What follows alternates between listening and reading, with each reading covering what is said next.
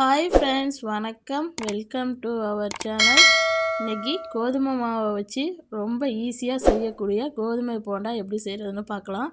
ரொம்ப டேஸ்டியாக இருக்கும். உடனே செஞ்சிடலாம். வாங்க வீடியோக்குள்ளே போகலாம். நான் ஒரு 2 கப் அளவு கோதுமை மாவு எடுத்துக்கிறேன். இது ஒரு 400 கிராம் இருக்கும். இதுக்கு தேவையான அளவு உப்பு சேர்த்துக்குங்க.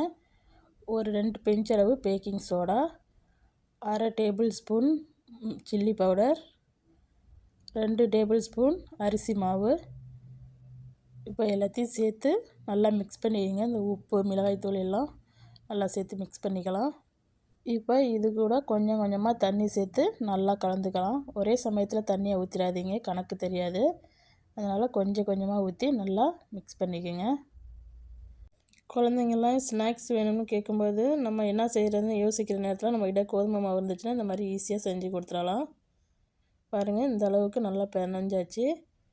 இப்போ இது கூட நான் ஒரு கொத்து கருவேப்பிலை, ஒரு வெங்காயத்தை நல்லா சின்ன சின்னதாக பொடிசாக கட் பண்ணிவிட்டு சேர்த்துருக்கேன். இப்போ இதையும் சேர்த்து நல்லா பிசைஞ்சு எடுத்துக்கலாம். இன்னும் கொஞ்சம் தண்ணி சேர்த்து பிசைஞ்சிக்கலாம். ரொம்ப கொஞ்சம் இதாக இருக்குது. இப்போ இந்த பக்குவத்தில் நீங்கள் நல்லா மாவை பிணைஞ்சி எடுத்துக்கோங்க. ரொம்ப தண்ணியாகவும் இருக்கக்கூடாது, ரொம்ப கட்டியாகவும் இருக்கக்கூடாது. இந்த மாதிரி இருக்கணும். நீங்கள் எடுத்து விட்டிங்கன்னா விழுகிற மாதிரி இருக்கணும். இப்போ நம்ம மாவு ரெடி ஆகிடுச்சு. இது ஒரு ஓரமாக இருக்கட்டும். இப்போ ஒரு கடாயில் எண்ணெய் விட்டுருக்கேன். எண்ணெய் நல்லா காஞ்சத்து மரவும் இந்த மாதிரி மாவை போண்டா மாதிரி சின்ன சின்னதாக போட்டுக்குங்க. ரொம்ப ஈஸி தான். கையில் மாவை எடுத்துக்கிட்டு குட்டி குட்டியாக கட் பண்ணி போட வேண்டியதான். ரொம்ப பெருசாக போட வேணாம். ரொம்ப பெருசாக போட்டிங்கன்னா உள்ற வேகிறதுக்கு ரொம்ப டைம் எடுக்கும். அடுப்பை நல்லா மீடியம் ஃப்ளேமில் வச்சுக்கிட்டு இந்த மாதிரி சின்ன சின்னதாக போட்டு எடுத்துக்குங்க.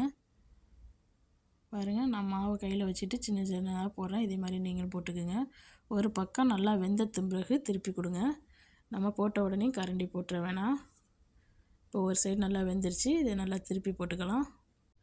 இது கோல்டன் ப்ரௌன் கலர் வரணும். அவ்வளோ நேரம் நம்ம இதை நல்லா வேக வச்சு எடுத்துக்கலாம். மீடியம் ஃப்ளேமில் வச்சு நல்லா குக் பண்ணி எடுத்துக்கோங்க. பாருங்கள், முன்னாடியோட இப்போ கலர் நல்லா சேஞ்ச் ஆகி வந்திருக்குது. நல்லா சத்தான கோதுமை மாவை வச்சு இந்த மாதிரி ஹெல்த்தியான ஈவினிங் ஸ்நாக்ஸு இன்ஸ்டண்ட்டாக நம்ம செஞ்சு கொடுத்தா வீட்டில் உள்ளவங்க எல்லோரும் விரும்பி சாப்பிடுவாங்க. பாருங்கள், சூப்பராக ரெடி ஆகிடுச்சு. இப்போ நான் இதை எடுத்துக்கிறேன்.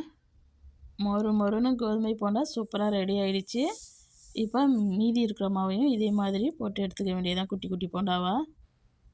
பாருங்கள், ரொம்ப ஈஸியாக செஞ்சு கொடுத்துடலாம். இதுக்கு ரொம்ப டைம் எடுக்காது. ஒரு 10 நிமிஷத்துலேயே நம்ம சுட சுட போண்டா போட்டு கொடுத்துடலாம். இதே மாதிரி 2 பக்கமும் வேக வச்சு எடுத்துக்க வேண்டியதான். இந்த வீடியோ பிடிச்சிருந்துச்சுன்னா இந்த வீடியோக்கு ஒரு லைக் கொடுங்க. மறக்காமல் என் சேனலை சப்ஸ்கிரைப் பண்ணி வச்சுக்கோங்க.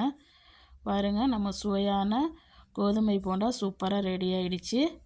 நீங்களும் உங்கள் வீட்டில் செஞ்சு பார்த்துட்டு எப்படி வந்துச்சுன்னு கமெண்டில் சொல்லுங்கள். இந்த வீடியோ பார்த்த அனைவருக்கும் நன்றி.